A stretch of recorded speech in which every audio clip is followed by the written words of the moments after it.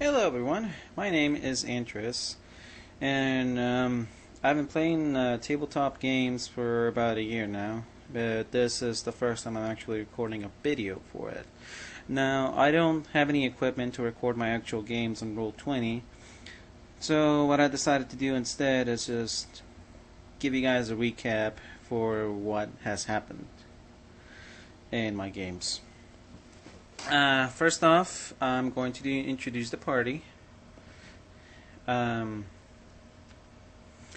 off, we have this is for Pathfinder, by the way. What I'm doing is I'm doing a Sunless Citadel series, and I'm converting it to Pathfinder, which means doing a lot of tweaking to the monsters, and just to the rules themselves. Now, we've had players come and go. As is the case with random, some decided to say, "Oh, hey, I'm gonna play this." Next week they don't show up at all. They deactivate their accounts or something. And even while I have people playing, they'll just decide to up and leave, either for no reason or just for silly reasons. But this is the party so far. First off, we have our two-handed fighter, Gregory Schulz. The party is at level 4 right now. And even from level 1, he has been able to one-shot a lot of the weaker creatures and then some of the stronger ones. So, as is the case with two-handed fighters, they're the powerhouse. So they take care of things extremely quickly. Next off is our deep gnome, Alchemist. I believe my friend said his name was his name is pronounced Bastarge or something like that. But I'll put the info on the description down below. Next off is Ace, our Gunslinger. He only recently joined the party. He wasn't with the group when we played the Sunless Citadel, but he is joining us for the Forge of Fury. Next up is Halig. He is our Cleric of Luck and Glory.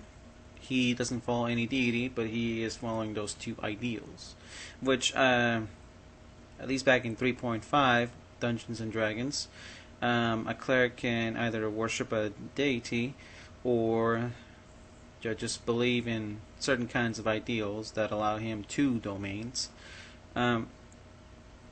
Lastly, we have our Tengu Swordmaster, which is a archetype for the Tengu's rogue class, Ebonfeather. He's been the party rogue since day one, but I'm speaking in past tense because of something unfortunate that happened to him, which I will explain later. Now, the adventure begins as the party heads to the city of Blazingdale to meet up with a cleric they met on Oakhurst, which took place in the Sunless Citadel. On the way to Blazingdale, they hear the legend of Durgadan the Black. For those not familiar with the legend, is that Durgadan the Black had his home destroyed by orcs.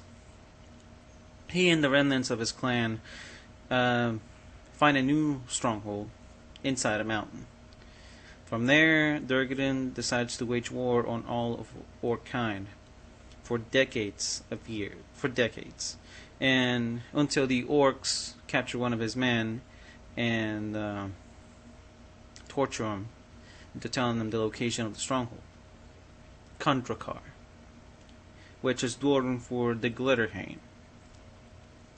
Now, the orcs prepared an assault, and Durgadan's men all died. Durgadan himself as well. The orcs looted the entire stronghold, but rumors say that some weapons have been forged in there by Durgadan himself, of extremely good quality.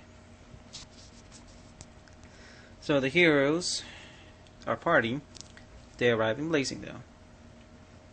Ebonfeather decides to split up and gather information. And Ace decides to split up as well, take care of his own thing. Halig and Gregory visit a magic item store. Halig decides to strike a bargain with the shopkeep because the shopkeep explained that scrolls of protection from chaos and evil have been on demand because the guards have been busy fighting with the orcs. Now, of course, it takes a divine caster to actually cast those spells from a scroll, but the guards themselves aren't using them, but they're using the aid of adepts or other magic users. But anyway, Halig decides to sell his scrolls and any other scrolls that he makes protection from evil because he is chaotic good. He cannot make protection from chaos. He can only make protection from evil. But he decides to sell them for a profit, and he has to pay for the materials to actually make them, but he sells them off at 50% more the market price. The party reunites, and Ebonfeather found a noble that how does that go? He is offering to buy. He's offering to buy any of the weapons found inside Kundrakar for 500 gold pieces more than the market price would offer. So any weapons that the heroes would find inside the stronghold, they will be able to come back and sell them off to the Baron Althon, and they would be rewarded on 500 gold pieces on top of the market price, which is actually sounds like a good deal. Now, the party reunites. They find a cleric they were looking for, a dwarven cleric named Grumber Iron Totem, an NPC that I created for the purpose of the entire adventure path. They meet the watch captain and a half orc named Zrod, and he's offering a bounty on the orcs too.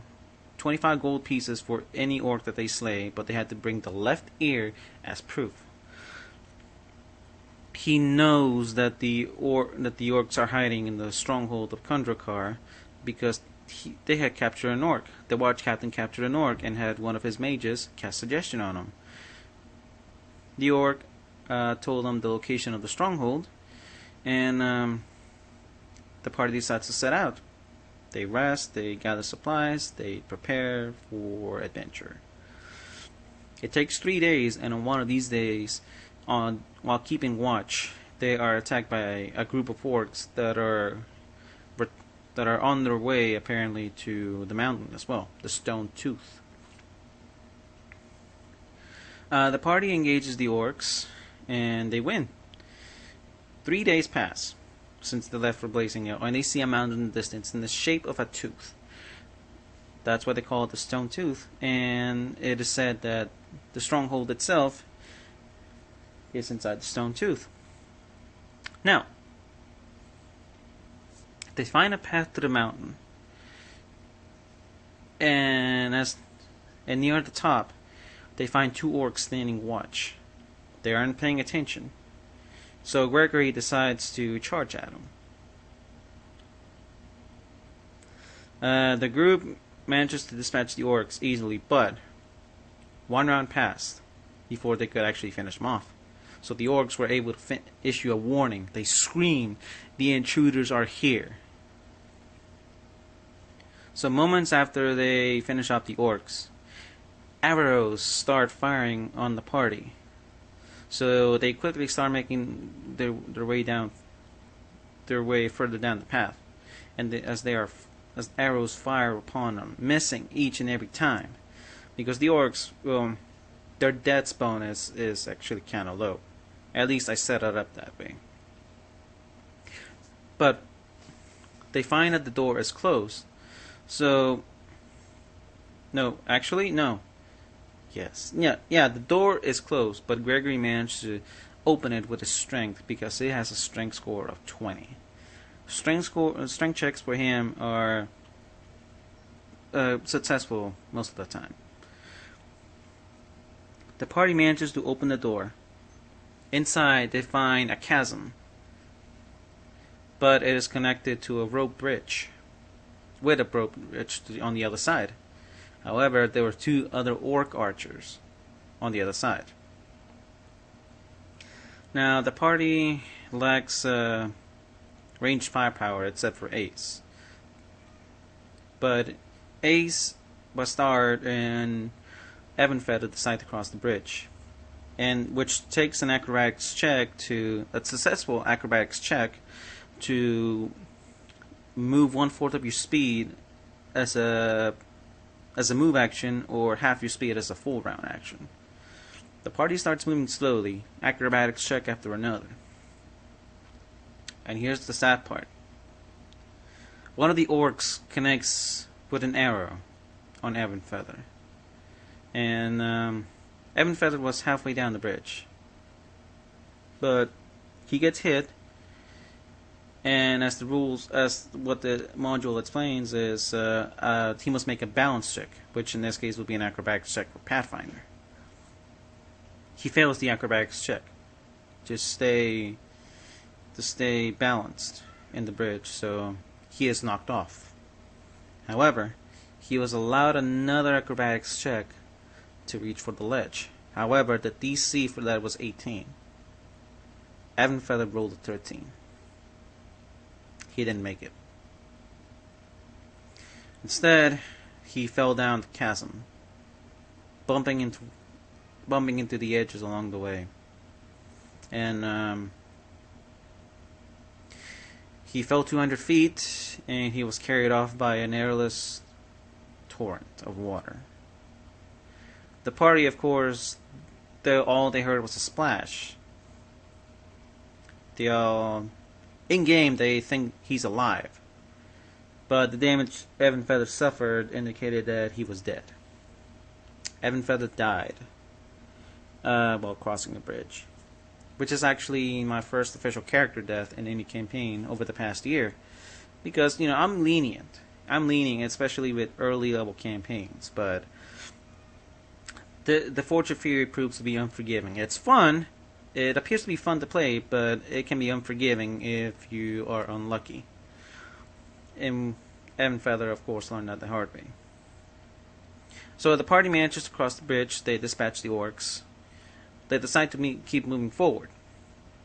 However, because of the alarm, once they reach the next room, they hear shouting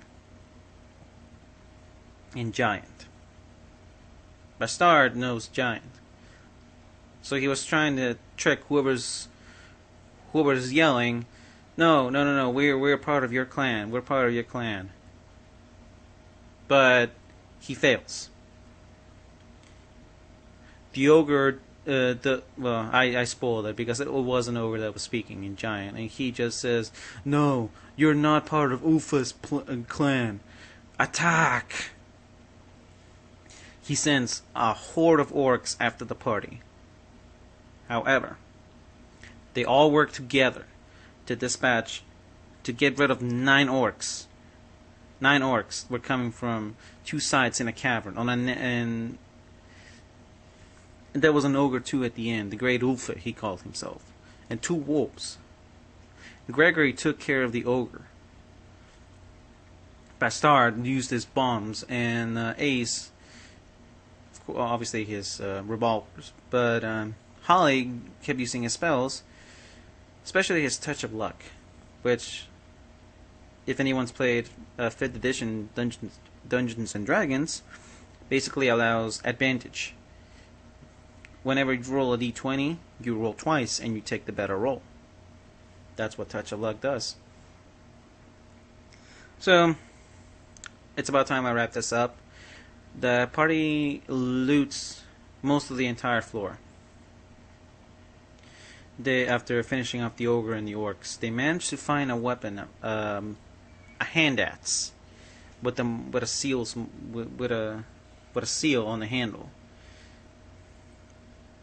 which they will later learn that it's the mark of Durgan the Black. Now, not much happens after that. They descend into the second floor, to the lower floor, called the Glitterheim, but they find Sturges along the way. The Sturgis, Gregory was on the front line, and they were going down a stream, which is so narrow that they had to march single file. Gregory was up front, and he got stung by the Sturgis. They got attached to him. He suffered constitution damage, but that's temporary. However, the Sturgis come with something deadly. There's a 10% chance that any one of them can infect a character with a random disease. So I had my characters roll a 1d100. I didn't say why, because unless they're metagaming, they don't know why they're rolling a 1d100. So, fortunately, all of Gregory's 1d100 rolls were okay. They were above 10. So, no diseases. The party managed to get rid of the Sturgis, no problem. They believe that Ebonfeather is down there somewhere, because he got carried off by water at a lower level. But what they don't realize, though, is they only descend at 60 feet into the next floor, while Ebonfeather fell for 200 feet into the chasm above. Now, that is the story so far, and next Sunday is session time. I don't know when I'll be able to upload the next video, but stay tuned, okay? Hopefully either Sunday, Monday, or Tuesday I'll be able to upload a video with a recap. Hopefully you'll watch. If you like this video, hit like, subscribe, anything to help out. So that's it for today, and I wish you all a good day. Peace out.